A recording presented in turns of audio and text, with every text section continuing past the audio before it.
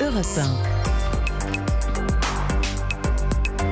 1. Votre invité, Sonia Marbrouk, ce matin, est le ministre délégué chargé des Transports. Bienvenue sur Europe 1 et bonjour Jean-Baptiste Djebari. Bonjour Sonia Marbrouk. Est-ce qu'il y a le feu ce matin dans la Macronie? Tout va bien dans la Macronie, Madame Marbrouk. Tout va bien, Madame la Marquise, Madame Marbrouk. Ça peut aller. Au dernier sondage plaçant Valérie Pécresse devant Emmanuel Macron, c'est la première fois. On fait attention, c'est un sondage. Est-ce que ce n'est pas un sérieux signal d'alerte pour le président? Vous savez, c'est Valérie Pécresse qui le dit le mieux. Les sondages, ça va, ça vient, c'est comme la queue du chien. Moi, je me rappelle qu'à la même époque, il y a 5 ans, Benoît Hamon était à 16 ou 17% suite à la primaire de la gauche. À l'époque, il l'avait mise en lumière. Je me rappelle encore plus loin qu'Édouard Balladur, à la même époque, il y a plusieurs maintenant quinquennats, était devant Jacques Chirac. Donc je pense qu'il faut regarder ça. Vous avez révisé vos classiques là, dans l'histoire contemporaine. Mais je pense qu'il faut regarder ça avec de l'intérêt, avec un peu de détachement. On est quand même toujours loin de la campagne présidentielle. Détachement? Est-ce qu'elle n'est pas aujourd'hui votre meilleure opposante, une opposante politique redoutable et redoutée d'après ce que vous dites ce matin? Sur le fond, je pense qu'on n'a pas fini de voir la recomposition politique. On le voit d'ailleurs dans les sondages. On a une gauche du gouvernement qui a quasiment disparu et on a de droites qui sont fondamentalement irréconciliables. On le voit bien. Et moi, je pense que ça sera un problème. Où est-ce que vous les voyez, les deux droites irréconciliables? Pour aller droit au but, je pense que la droite d'Éric Ciotti finira chez Zemmour et Le Pen. Qu'est-ce qui vous fait dire cela? Hier, il a encore affiché son union avec Madame Pécresse. Oui, mais vous savez, je pense qu'il y a une droite...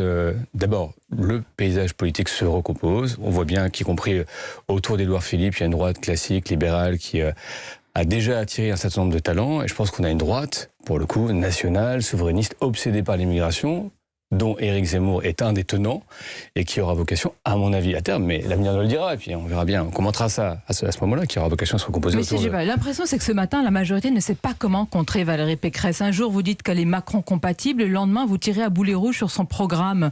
Il faudrait savoir. Moi, je suis assez clair. Je vous dis que je pense qu'il y a deux droites irréconciliables. Qu'il y a une droite, encore une fois, qui est très largement aujourd'hui représentée par Éric Ciotti, par Éric Zemmour, par Marion Maréchal, par Madame Le Pen, qui est une droite obsédée par l'immigration, nationale, souverainiste, qui n'aime pas l'Europe, qui n'en peut plus, et qu'une fraction de la droite LR est appelée, ou en tout cas est attirée par ces sirènes, les sirènes du zémourisme, du lepénisme. Et puis il y a une droite qui, pour partie, nous a déjà d'ailleurs rejoint, et qui, on le voit, se recompose autour d'Édouard Philippe, Christian Estrosi et quelques-uns. Est-ce que la poutre, pour reprendre cette expression, finalement, elle ne travaille plus aujourd'hui? C'est votre commentaire du jour suite au sondage, mais tout le monde disait l'inverse ces dernières semaines. Donc moi écoutez, j'observe ça avec beaucoup d'intérêt, avec de l'attention. Ça ne nous empêche pas, nous, de travailler. Et moi, je pense que le vrai sujet pour nous, ce qu'on essaie de faire, en tout cas depuis plusieurs années, et peut-être ce que nous aurons vocation à continuer de faire, c'est d'essayer de recréer de la prospérité dans ce pays. On va le faire. Mais est-ce que vous reconnaissez ce matin, je suis prudente et vous avez raison de le dire, ce n'est qu'un sondage, ce n'est pas le duel auquel vous vous attendiez, ou le duo en tous les cas. Le duel que vous souhaitiez, c'était Emmanuel Macron, Marine Le Pen. Il est balayé.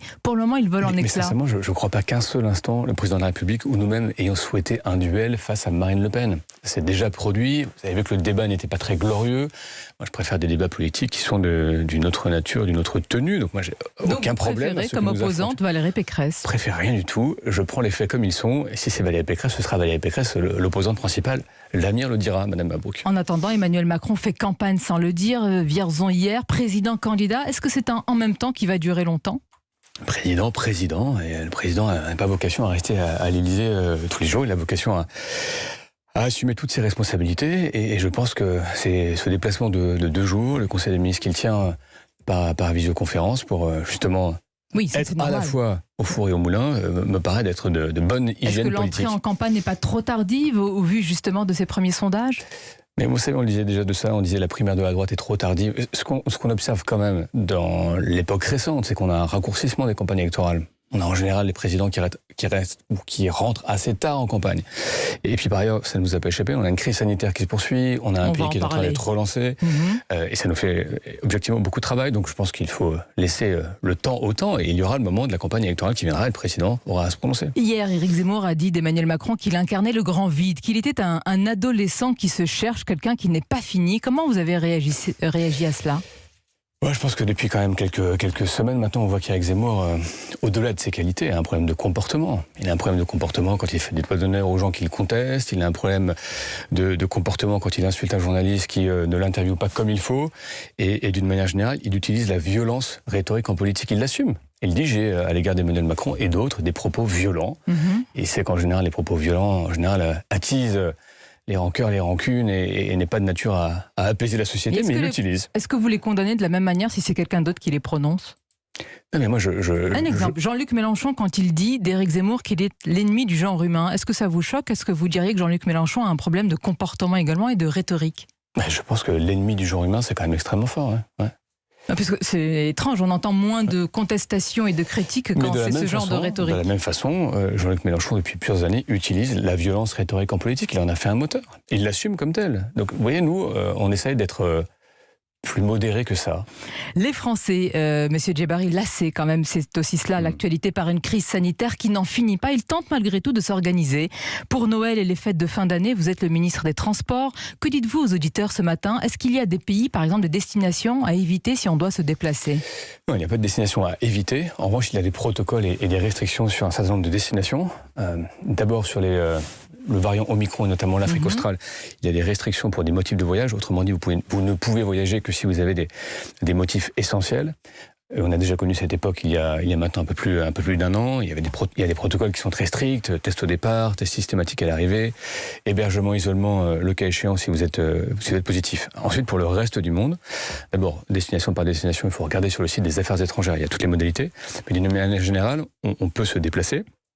On a un test à faire au départ, en tout cas pour revenir en France, un test à faire qui est un test obligatoire, que vous soyez vacciné ou non pour revenir en France. J'étais hier au Canada, j'ai fait un test avant le départ pour revenir en France et tout ça est bien contrôlé.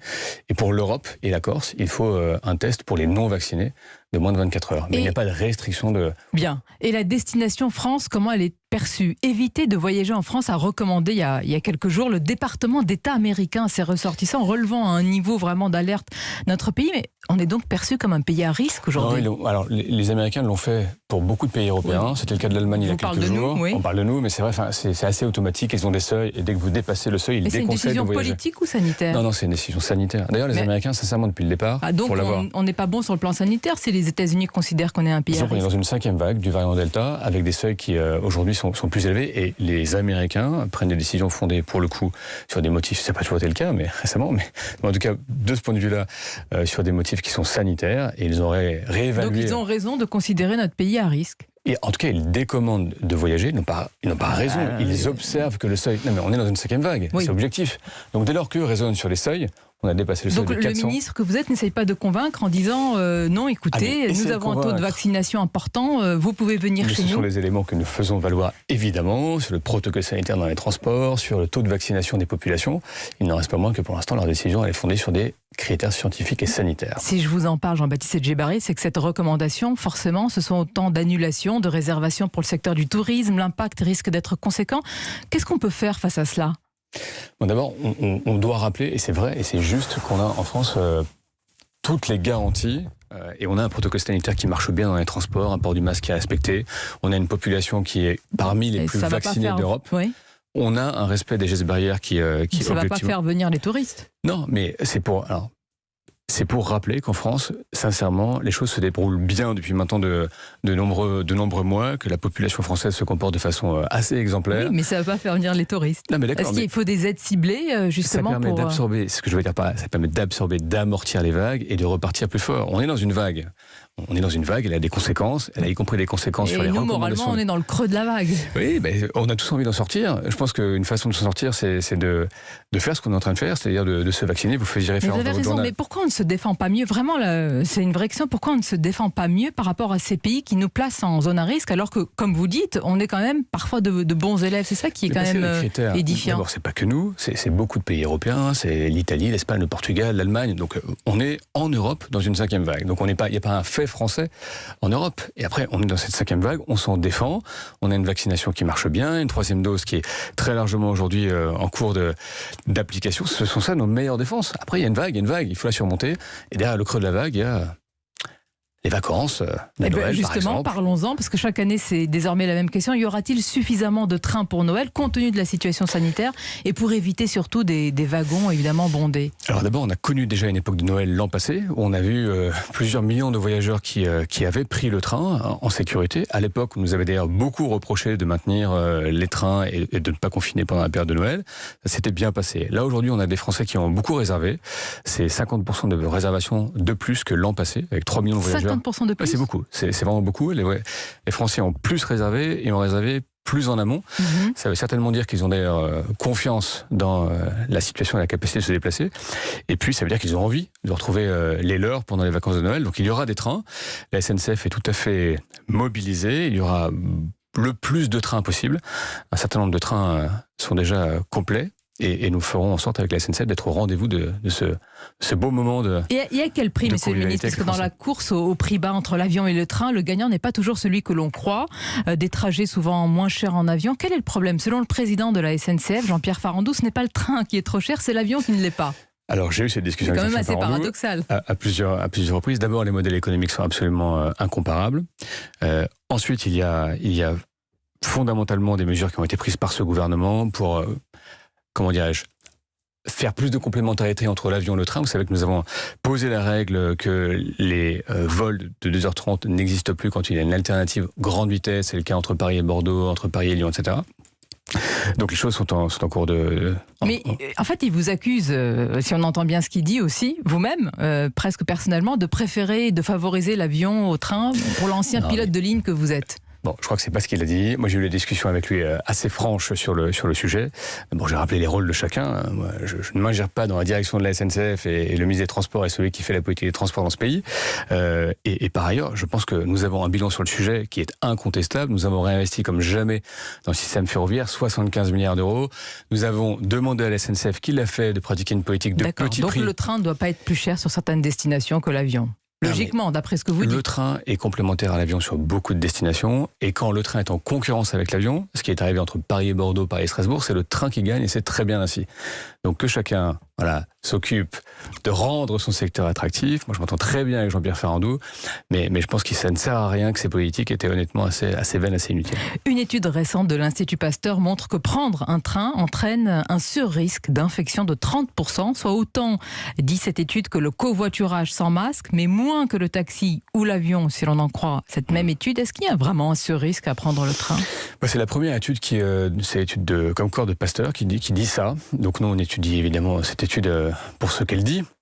Le professeur Fontanet l'a reconnu lui-même. C'est difficile de vraiment corréler le véhicule, le transport et le taux de contamination. Oui, et spontanément, on pense qu'il y a plus de risques dans les transports en commun, surtout. Spontanément, on pense deux choses. D'abord, plus il y a d'activité, plus on a de risques d'attraper le virus, et plus par nature, on prend des transports et des transports en commun.